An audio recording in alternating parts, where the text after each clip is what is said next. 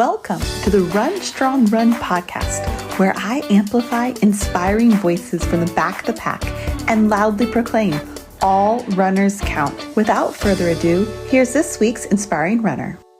I'm so excited to announce this week's inspiring runner. Her name is Usha. I recently met her at the California International Marathon, where I was pacing a 5-hour, 50-minute full marathon. It was my 5th year pacing CIM. And let me tell you, one of the things I love most about pacing is the inspiring people I meet. You're going to want to listen to Usha's story. She ran such a strong race, earned a huge PR. It was her 3rd full marathon. So without further ado, welcome Usha to the Run Strong Run podcast. Hi, Steph. So nice to see you. Thank you for having me.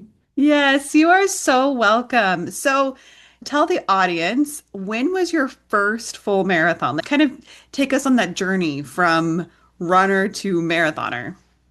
I'm a regular at gym, and I'm talking about 2018. And I ran the first full marathon, that was San Francisco Marathon.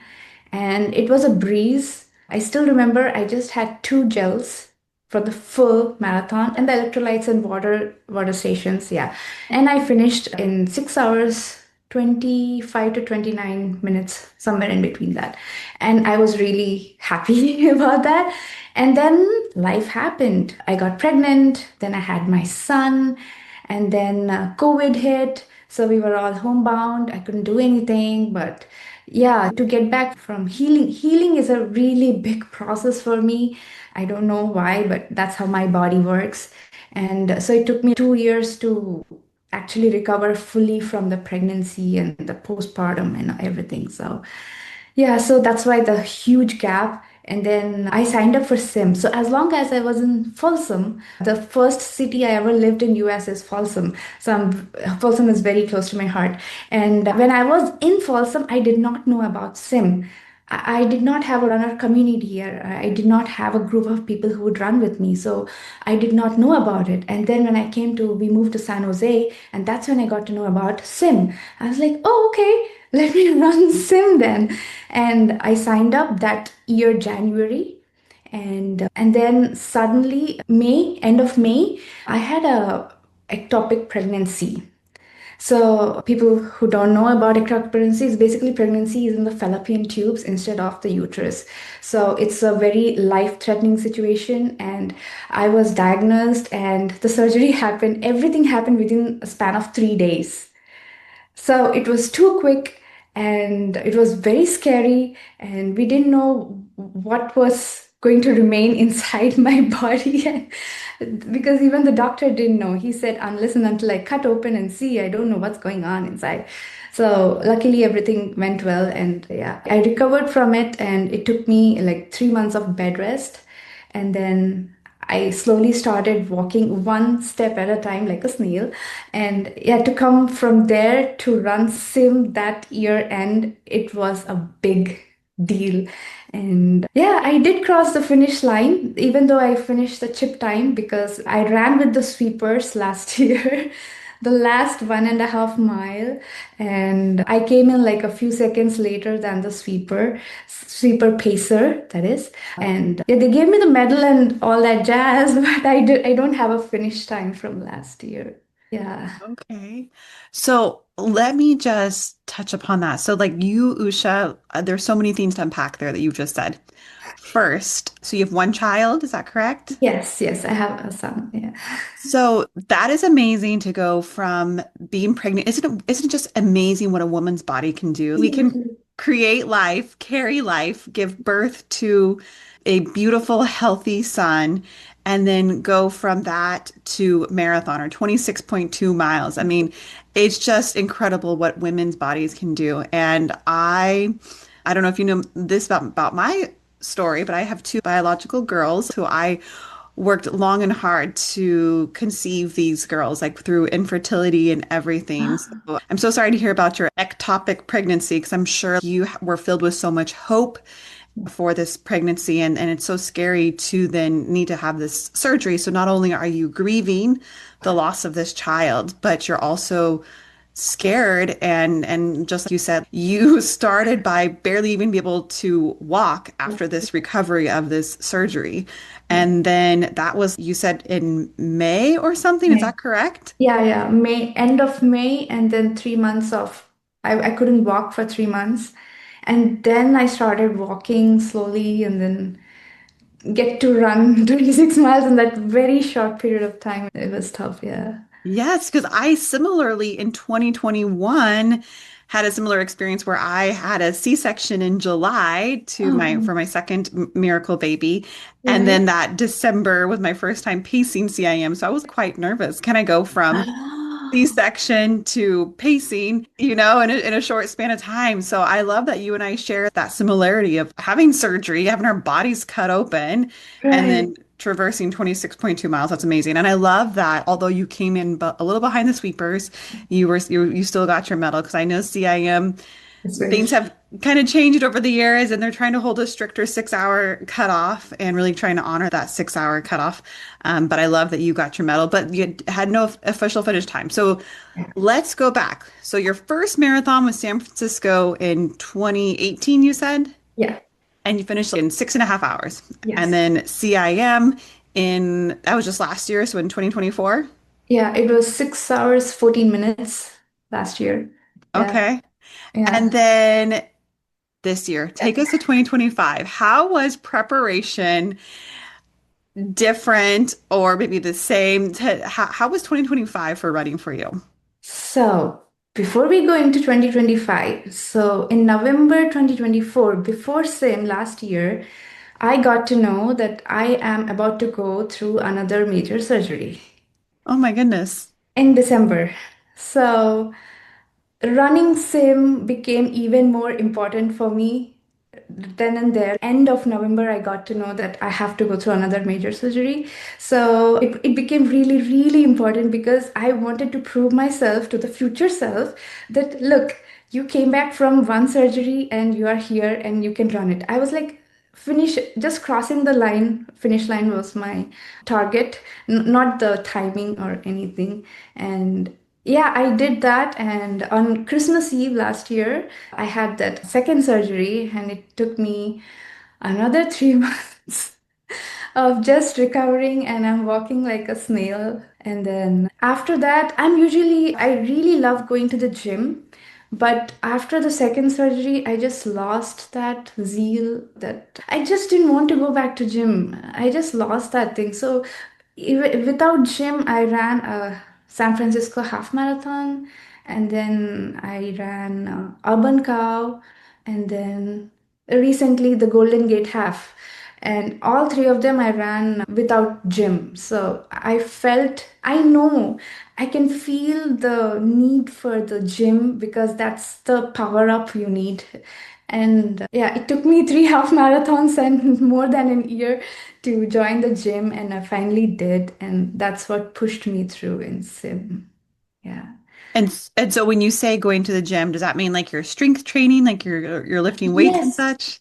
Yes, I joined CrossFit MYO. I don't know how they pronounce it, but I joined CrossFit, and yeah, it's been just month and a half. I joined it, and then Sim happened, and I pushed through Sim. Yeah, because of you. I mean, I cannot say it enough. If you were not there, you just said I was right ahead of you, right? If I was behind, you would have left and I would have been left behind because I kept myself a few paces ahead of you. I'm like, no, I have to push myself. And I wasn't listening to music, I was just listening to your conversations, and even though I was far away, I will listen to your the gym Gym boss. Yep. bars, and then the beeps. I will like, please, please, please, I want to walk, please. And then you'll be like, Usha, I see you there. And I'm like, yeah, thank God somebody is actually watching over me. Yeah, I cannot thank you enough for pushing me through all those miles. Yeah. Yeah. Well, it's bringing tears to my eyes because seriously, to paint a picture for people who didn't get to see you at CIM 2025, let's just paint that picture for them. Here is Usha. I meet her in the starting line and starting corrals. Had you been following me on social media before meeting me at Yeah, CIM? about that. So in San Francisco 2018, I was with you. That's the first time I met you. Really? 2018 San Francisco man. I probably, maybe.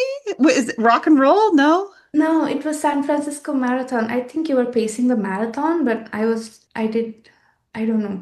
So No. first few miles, only the first 3 miles before the hill comes up.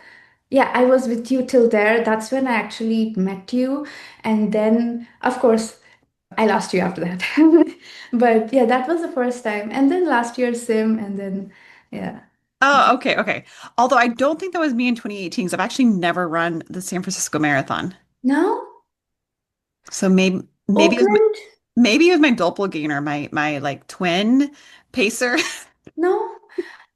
Or maybe Oakland Marathon? Oakland Marathon. Oakland? Yeah. Yeah, yeah. I ran Oakland only half, not the full, but yeah, yeah. Okay, okay. Oakland makes sense then.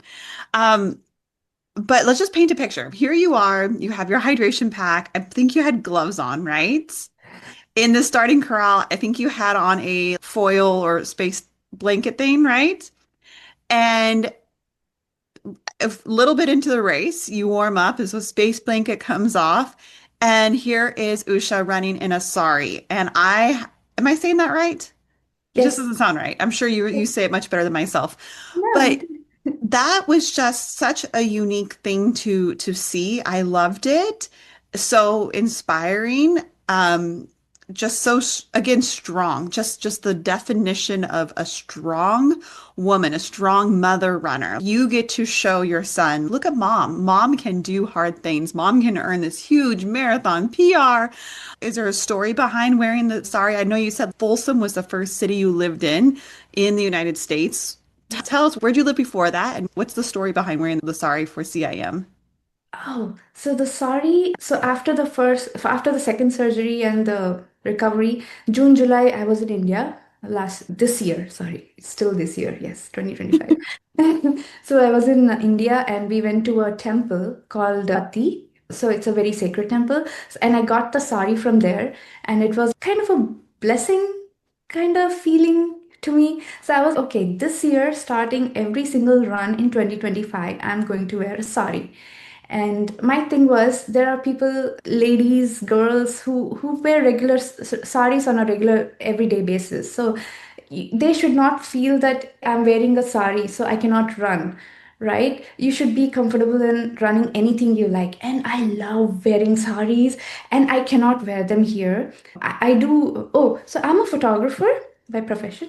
So I go to these traditional events, but I wear a uniform. My uniform is a jeans pant and a t-shirt and with a logo, and that's about it.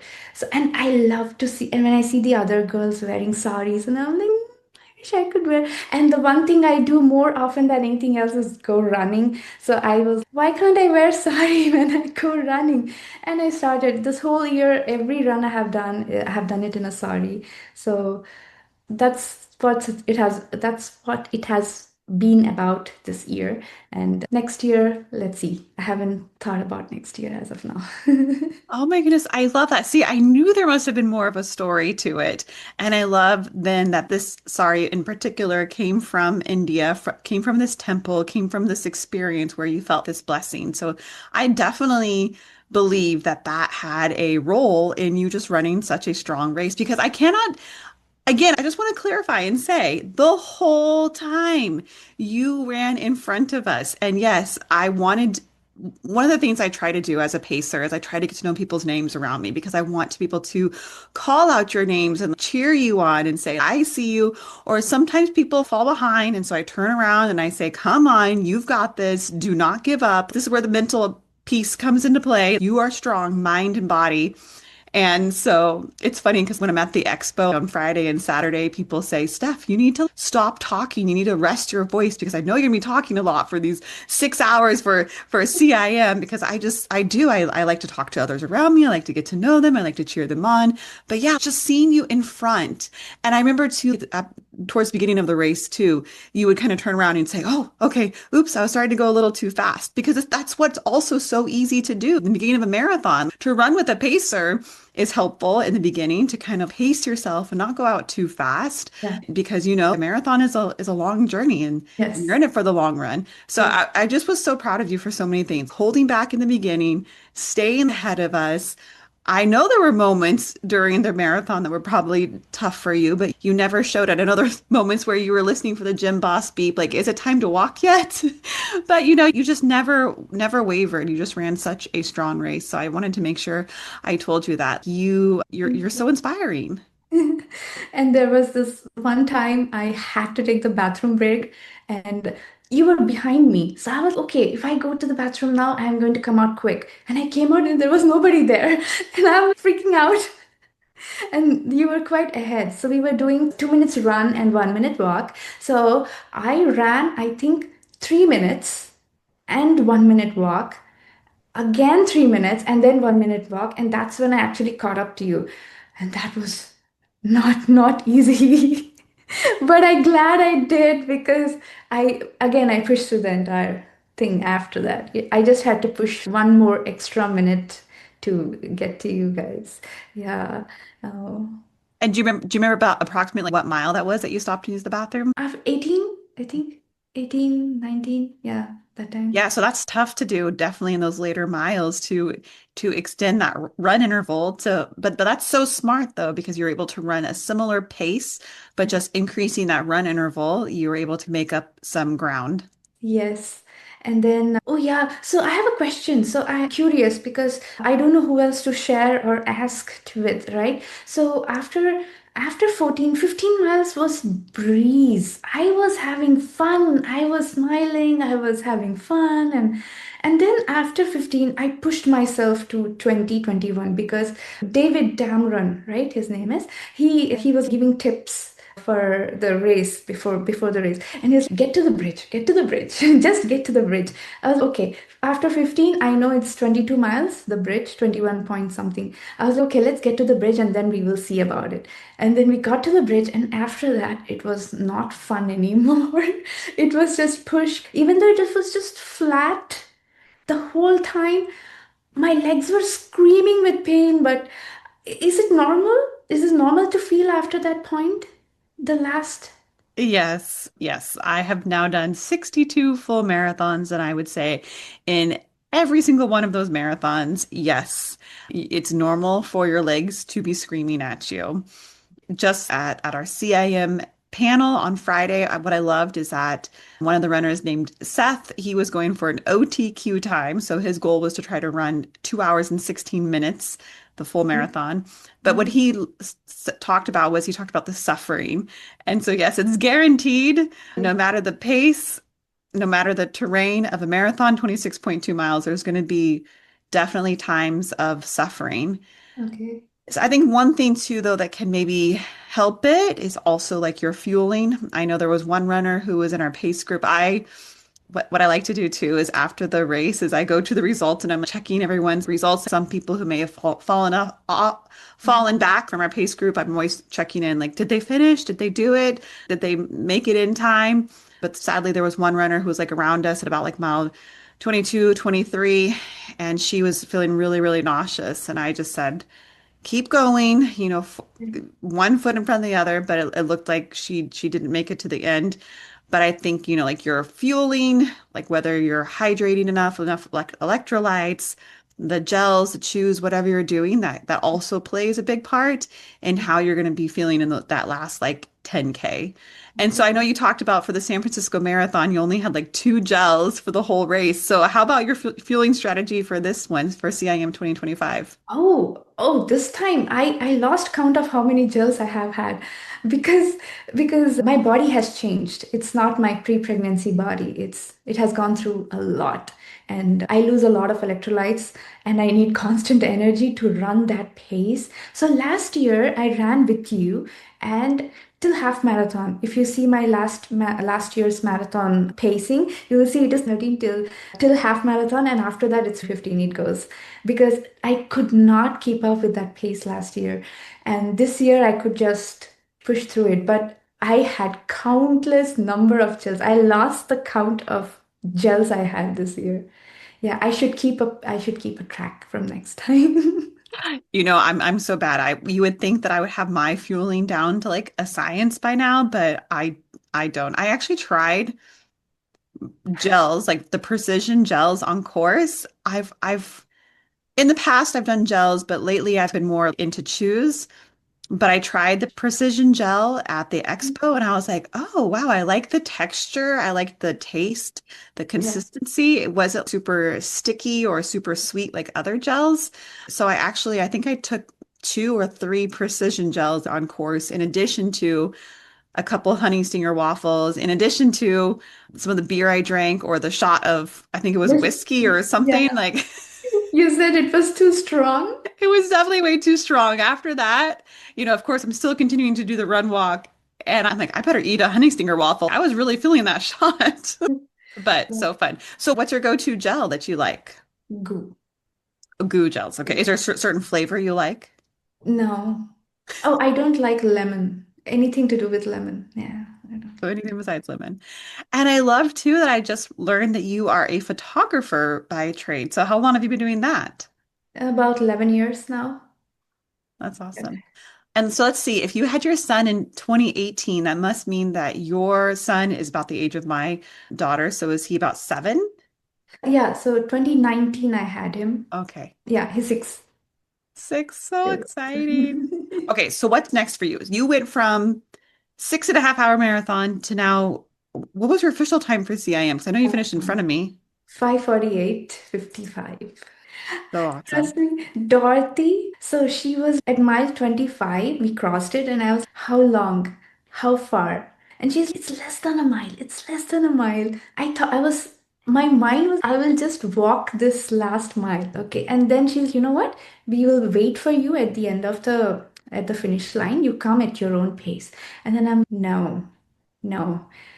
I'm just gonna go in whatever pace my body feels good at, and then I just kept pushing in. Yeah, I don't know. It all came together and it just happened. So next year I want to do 5:30 or 5:20 is what I'm aiming at, because I don't have any surgeries. I'm going to gym and I know I can do better. Yes. Of course, I will miss seeing you in our pace group, but also I'm cheering you on as you. Don't be so sure. Don't be so sure. 550 is my threshold. I have done it once, and if you find me somewhere else, oh crap, no, I need to go. I love that. So, what does your family think about you and all these marathons and running? My husband is really supportive, and if he's not babysitting, I wouldn't be there. Hmm. So it's a huge support from my husband. And he hung up his shoes in 2015. That was the last he ran, and he got the bug to me, and I have been running since, and he doesn't run anymore. So yeah, it's kind of a blessing that he doesn't run anymore. So, yeah, really, really happy that he is there. Actually, last year when I was running with the sweepers in the last mile, he ran with me in his flip-flops. I love that. That's so awesome. And I totally agree with you that people often ask me, "Oh, does your husband run?" But no, he doesn't, and I'm kind of glad he doesn't. He actually doesn't go to the gym and he doesn't run, which allows me the time to go to the gym and to run while he's watching the kids. Yes. Totally. I mean, family support is so crucial and important. Yeah. Absolutely. Yes. Okay, Usha, what advice would you give to the person? They're listening right now. They really want to run a marathon, but they're scared. They're 26.2 miles. That's a long way. And maybe they just started running and they're listening to you and your story and they're like, I can do this. I can do this. What advice would you give to them?